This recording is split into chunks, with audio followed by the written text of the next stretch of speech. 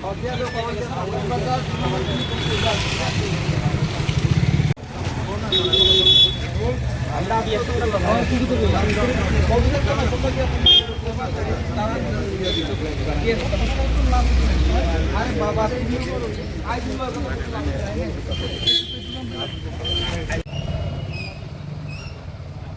আমরা 2022 জেএসএলসি ক্যান্ডিডেট আজকে মূলত আইজি সাহেবের সাথে দেখা করতে এসেছিলাম, কিন্তু আইজি সাহেব প্রেজেন্ট আসছিলেন না। তো এরপর আমরা ওনার পিএর সাথে কথাবার্তা হয়েছে, কিন্তু আমাদের যে ডিমান্ডগুলি ওইটা সাবমিট করেছি। যেহেতু আইজি সাহেব নাই, তো ওনার সাথে কিছু আমরা কথাবার্তা বলতে পারিনি, এর জন্য আজকে আমাদের কোনো কমিটমেন্ট নেই। কিন্তু আমরা সরকারের কাছে ওইটাই আবেদন জানাবো যে আমাদের যে 249টা যে জেল ওয়ার্ডারে প্রসেসিং যে আটকে রয়েছে, ওইটাকে তাড়াতাড়ি আমাদেরকে যে প্রসেসটা আগিয়ে নিয়ে যায়, তাহলে আমরা খুব উপকৃত হব। আমাদের সরকারের প্রতি এইটাই আহ্বান।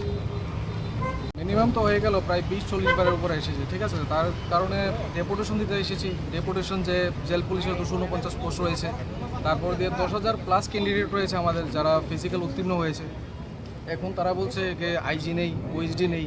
তো আমরা বলেছি কেন নেই, আমরা তো কথা বলতে এসেছি না। তাও এইসবই বলছে, তারপর ঘোরাচ্ছে এই প্রসেসিং কবে হবে কবে না হবে এটাও বলছে না, কি চলছে সেটাও বুঝতে পারছি না। এখন কি মানে কি প্রসেসিং আছে? এখন কোনো প্রসেসিং রিটার্ন পরীক্ষা রিটার্ন তো হয়েই যাবে, কিন্তু এরা তো এটাও বলছে না রিটার্ন কবে হবে না হবে, এটাও তো বলছে না। এটার জন্য আমরা তো এটা জানতে এসেছি কবে হবে রিটার্ন। কারণ 2022-এ আমাদের ফিজিক্যাল হয়েছে, 23, 24, 25, 26, ঠিক আছে। কখনো কোনো মানে কোনো কিছু বলছেই না তারা। তো কি বলবো এখানে? এখন কি পেলেন আপনারা? না না, আমরা এসেছি, তারপর ওরা চলে গেল না, কি হচ্ছে কিছু বুঝতে পারলাম না। কি আপনাদের কি মানে মেসেজ কি বলবেন আপনারা? আমরা বলবো যে আমাদের প্রসেসিংটা তাড়াতাড়ি অতি শীঘ্রই তাড়াতাড়ি হোক, কারণ আমাদের বয়স শেষ হয়ে যাচ্ছে। আর কত আমরা কি করব, যতবারই আছে দেখুন এখানে যারা আছে সবারই বয়স শেষের পথে। তো স্যার তারাকে রিকোয়েস্ট করব, আমাদের ম্যাডাম সান্ত্বনা সাতমাজিকেও রিকোয়েস্ট করব, ম্যাডাম এটা তাড়াতাড়ি করে নেন। এখন পর্যন্ত কি সমস্যা বলতে, আমরা তো 2022 থেকে এখনও বসে আছি। তো আমাদের সমস্যাটা হলো আর তো বয়স আমাদের ধরে রাখা যায় না, আমরাও তো বিকল্প কোনো চিন্তা করতে হবে। তো আমরা এখানে কতদিনে আটকে থাকবো? আর আমাদেরও পরীক্ষা তাড়াতাড়ি যাতে নেওয়া হয়। গত 2 মাস আগে ডিএম অফিসে আমাদের কাগজপত্র জমা নেওয়া হলো, কাগজপত্র জমা নেওয়ার পরে এরপরে আবার 1 মাস বার করে মানে বাড়িয়ে দিল, আরও 1 মাস টাইম দেওয়া হলো কাগজ জমা দেওয়ার।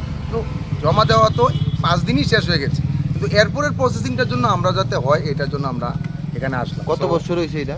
এটা আজকে বিগত 5 বছর মানে এটা প্রসেসিং চলছে ফিজিক্যাল হওয়ার পরে। এরপরে রিটার্নের জন্য আমরাকে মনে করেন 4 বছর বসায় রাখলো। এবার হঠাৎ করে আজকে 5-6 মাস আগে আমরা খবর পেলাম যে আমাদের কাগজপত্র জমা নেব।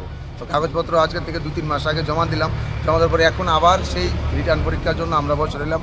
এরপরে হইব ভাইবা কবে হইব, আমাদের মানে 249 জনের চাকরি, এটা তো অনেক দূর। তো এই জন্য বললাম যে সরকার যাতে তাড়াতাড়ি এই জিনিসটাকে আমাদেরকে যাতে মানে সুফলভাবে তাড়াতাড়ি আগে নিয়ে যায় জিনিসটা। আপনি কি মনে করেন এইটা কি সরকারের দোষ না কার দোষ?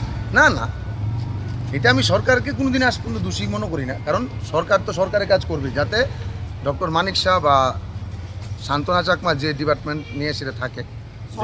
4 বছর ধরে আটকে রেখেছে, আপনি কি বলতে চান সরকারকে? না, আমি বলতে চাই সরকার যাতে এটা দ্রুত গতিতে যাতে এটা আগিয়ে নিয়ে যায়। আমি আর কি বলবো, সরকার প্রসেসিং যাতে সিএম এর নজর যাতে এটা আসে, সিএম যাতে এটা তাড়াতাড়ি যাতে এটা আরও ক্লোজিংয়ের দিকে যাতে নিয়ে যায়, এটাই আমি বলবো। সো ধন্যবাদ।